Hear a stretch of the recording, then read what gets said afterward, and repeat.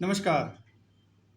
ICU syndrome यानी कि intensive care unit syndrome और दूसरा है पीआईसीयू यानी कि post intensive care unit syndrome. यानी कि आईसीयू में क्या होता है कि वो एक सिंड्रोम जो होते हैं यानी कि कुछ ऐसे क्लिनिकल मैनिफेस्टेशंस होते हैं, लक्षण होते हैं जो हम हॉस्पिटल में के आईसीयू में रहने के दौरान महसूस करते हैं। और दूसरा आता है हॉस्पिटल से डिस्चार्ज होने के बाद। लेकिन आईसीयू में जाने की नौबत आती कब है? जब कोई हम या हमारा परिवार का कोई भी सदस्य किसी ऐसी परिस्थिति से गुजर रहा हो। कभी ट्रॉमा एक्सीडेंट हो सकता है, सर में चोट लग सकती है, कोई बहुत ही गंभीर बीमारी हो, दिमाग की बीमारी हो, स्पाइन की सर्जरी हो। ऐसी कई बीमारियां हैं जिसकी वजह से पेशेंट को आईसीयू में जाना पड़ सकता है। ये आईसीयू में रहने का वक्त कितना होगा ये तो हम पहले से डिस्क्राइब नहीं कर सकते हैं, ताकि किसकी गंभीर कितनी बीमारी है ये हमें कोई आइडिया नहीं होता है। पर औसत मान लेते हैं कि महीने डेढ़ महीने से लेके कई सालों तक भी जा सकता है।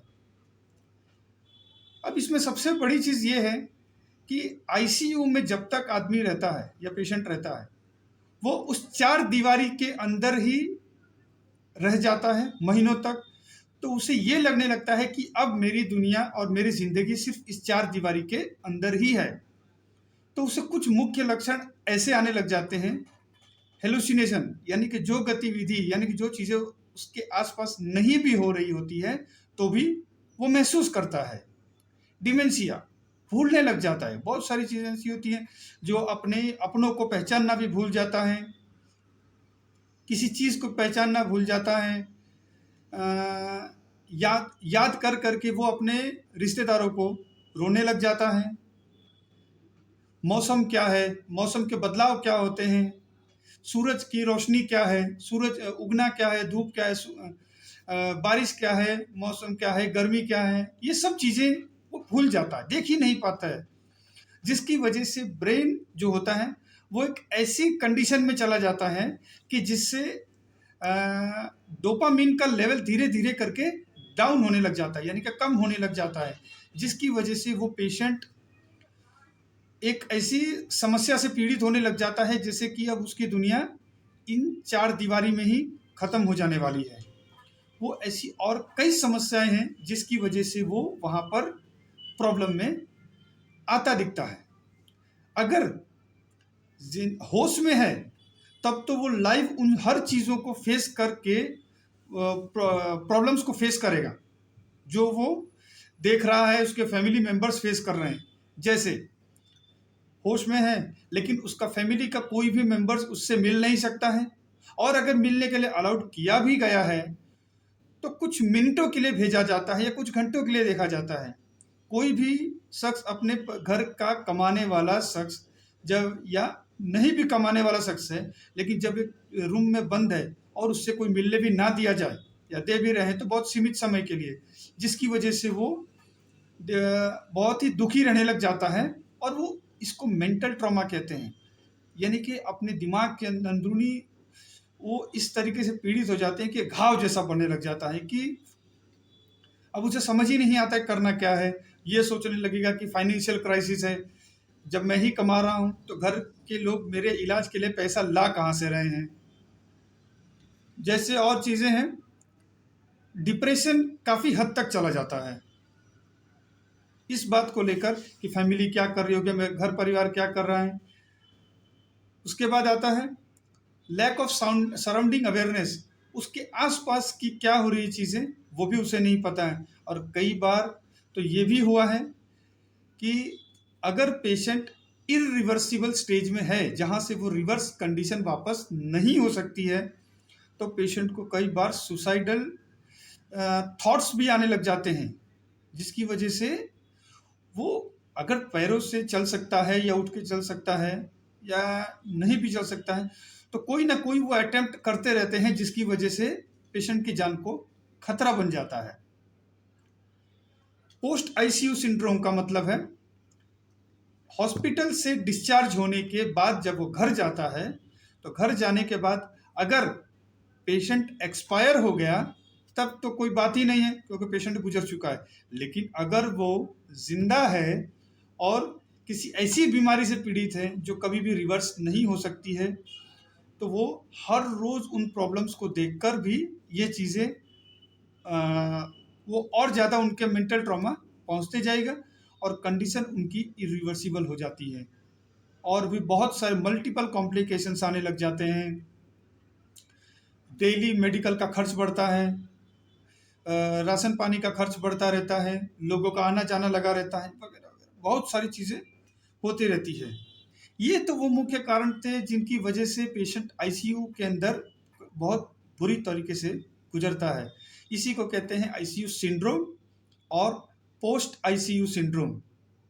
इससे सबसे बड़ा बुरा असर पड़ता है मेंटल ट्रॉमा, यानी कि दिमाग के ऊपर बहुत ही गहरा घाव पड़ता है। इससे बचने के लिए बहुत सारे हॉस्पिटल्स ने अलग अलग तरीकों से इससे निजात पाने के लिए रास्ता ढूंढा है, लेकिन इसके अंदर सबसे बड़ी 3 चीज़ें आती हैं जो पेशेंट एक आईसीयू में फेस करता है। पहला,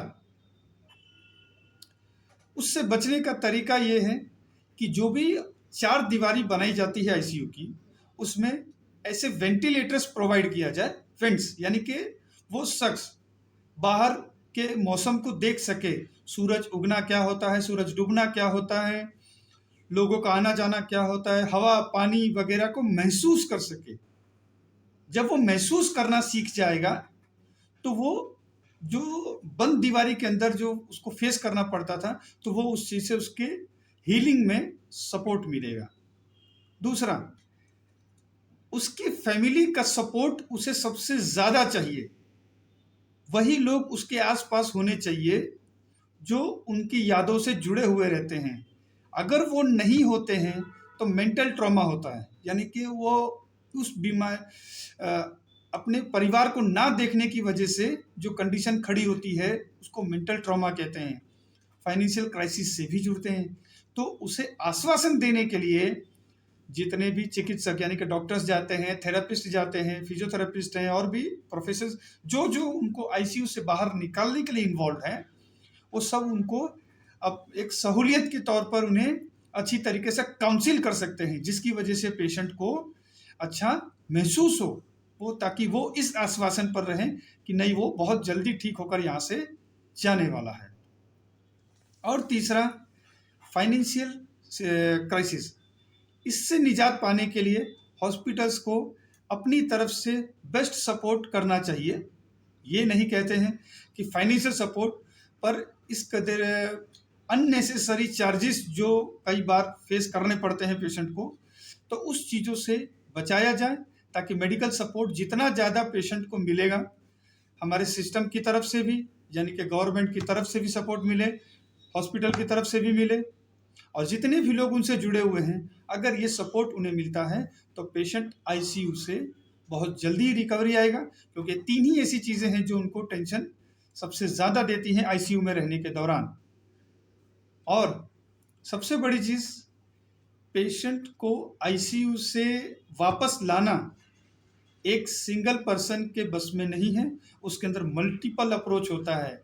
गवर्नमेंट सिस्टम काम करती है, हॉस्पिटल सिस्टम काम करती है, फैमिली मेम्बर्स काम करते हैं, डॉक्टर्स काम करते हैं, सपोर्टिव सारे थेरेपिस्ट काम करते हैं। इन सब लोगों के मिक्सचर की वजह से, और सबसे ज़रूरी उनके दोस्त पीयर ग्रुप्स जो होते हैं, वो सबसे ज़्यादा काम करते हैं। इन सब लोगों के मिक्सचर की वजह से ही पेशेंट आईसीयू से बाहर आ पाते हैं, और ये असंभव नहीं है कि पेशेंट आईसीयू से बाहर नहीं आ सकते हैं। बहुत लोग आए हैं और आ सकते हैं। तो ये एक जनरल इन्फॉर्मेशन था जिससे पता चले कि आईसीयू से में लोग क्या फेस करते हैं और उस कंडीशन से बाहर कैसे आया जा सकता है। अगर आपको ये वीडियो पसंद आया हो तो प्लीज़ इसे लाइक कीजिए, शेयर कीजिए, सब्सक्राइब कीजिए और बेल बटन दबाइए। और प्लीज़ इसमें आप कमेंट सेक्शन में अपनी राय दीजिए, ताकि हम इस वीडियो को या आने वाली वीडियो को और इससे बेहतर बनाएं, और आप हमें सपोर्ट इसी तरीके से करते रहिए, और प्लीज़ हमारे सब्सक्राइबर्स बढ़ाने में मदद कीजिए। नमस्कार।